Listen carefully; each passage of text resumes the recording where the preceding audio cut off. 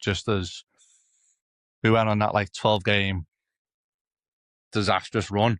We all were looking around going, well, what's the answer? Why is it not clicking? And I think, unfortunately, as we got to the point where it was like, it feels like it's starting to be a manager issue and not just a player issue, especially after some of the way he was setting up games around. I think the PSV one was the biggest, we can't be doing this. Like, PSV are an okay team, you know what I mean?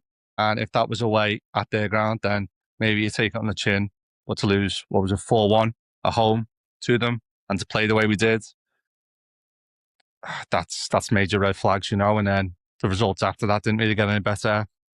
We got into like the new year, and then it was like, okay, we're getting a little bit of form back. We're not losing any games, like yada yada yada. And then we're like, okay, if we carry on this, we might finish okay. We might start looking okay, and then nothing.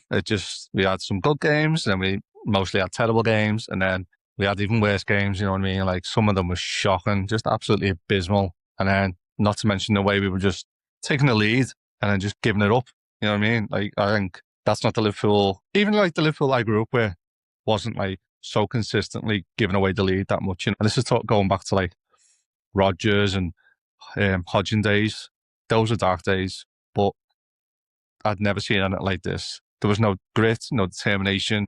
It feels horrible to say, but like there was no leader in the team that was grabbing everybody else by the scruff of the neck. It got to the point where everyone was like, I think the manager needs to go. And then we had the rumours around Alonso and Areola and, Enrique. So everyone was like buzzing with excitement that like, okay, maybe we can get one of them in.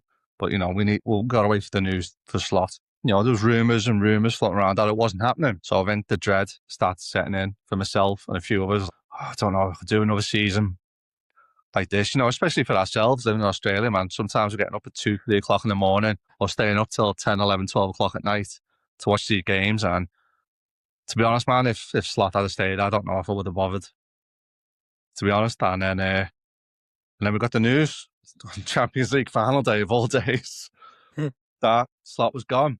And we're like, thank God.